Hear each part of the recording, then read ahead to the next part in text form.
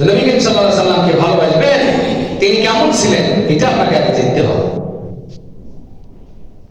হযরত আদম আলাইহিস সালাম নিজের সন্তান হযরত শীশ আলাইহিস সালামকে বলতেছে, বেটা আমার কাছে এগিয়ে এসো, আমি তোমার একটা প্রশ্ন করব, তোমার কথা একটা জিজ্ঞাসা।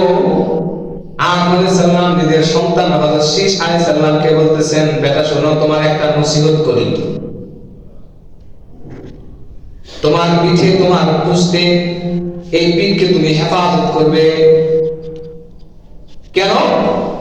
বলে, বেটা তোমার খানদান থেকে শেষ জামানায় একজন নবী আসবে, যার নাম হলো মুহাম্মদ মুস্তাফা সাল্লাল্লাহু আলাইহি সাল্লাম।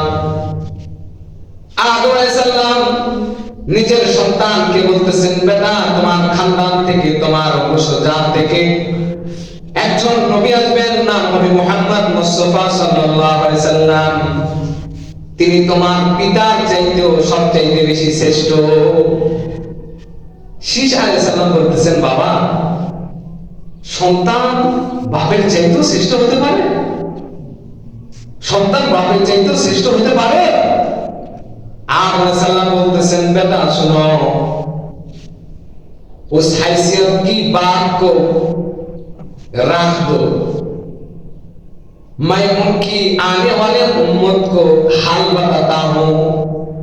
বলে এত বড় হাসির কথা পরে রাখো, ওই জামানার যে উম্মত হবে তাদের কথা আগে শোনো। आदम बोलतेছেন शीश अलैहिस्सलाम के बेटा सुनो, हमने एक खता की, আমি একটা ভুল করেছি। इस खता की वजह से मेरे खता को सारे दुनिया में मशहूर कर दिया। আমি একটা ভুল করেছি, যে ভুলকে আল্লাহ তাআলা পুরো বিশ্ববাসীর মধ্যে প্রসিদ্ধ করে দিয়েছে। কিন্তু আনেওয়ালা উম্মতের ভিতরে মুহাম্মদ মুস্তাফা সাল্লাল্লাহু আলাইহি সাল্লামের উম্মত যারা হবে, উম্মতের ভিতরে যারা হাজার হাজার গুনাহ করবে, কিন্তু আল্লাহ তাআলা এদের গুনাহকে গোপন করে রাখবে। সুবহানাল্লাহ, প্রকাশ করবে না।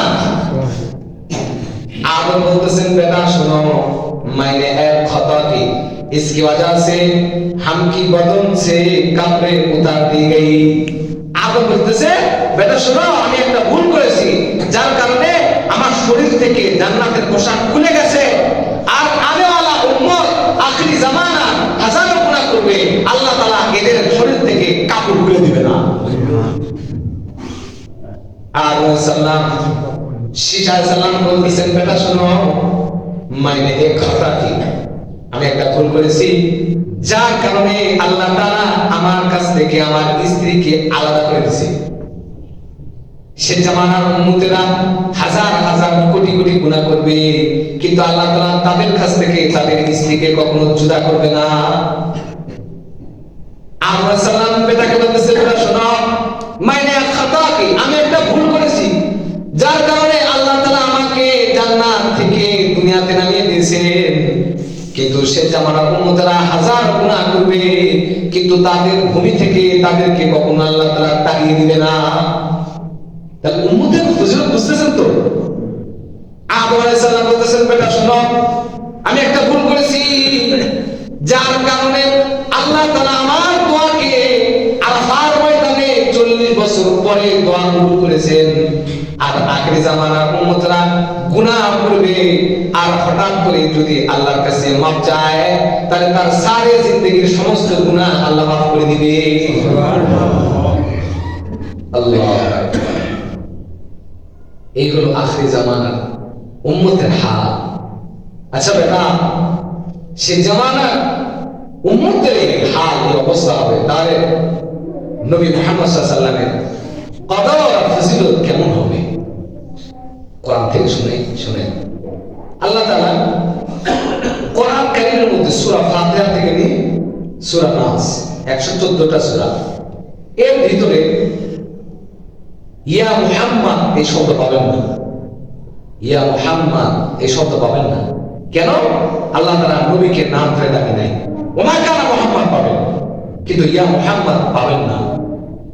একজন মানুষকে যখন, আপনার সন্তানকে কোনো মানুষকে যখন বেশি ভালোবাসে, তখন তার নাম ধরে ডাকে না। সন্তানকে খুব আদর করে, কিন্তু তার নাম চাইতে তার নাম ধরে ডাকে না। এ পাখি শোনো, এ পেয়ারা শোনো, নাম চেঞ্জ হয়েছে, আদরের ডাক চলতেছে। তো আল্লাহ তাআলা নবী মুহাম্মদ সাল্লাল্লাহু আলাইহি ওয়াসাল্লামকে আদর করে ডাকছেন।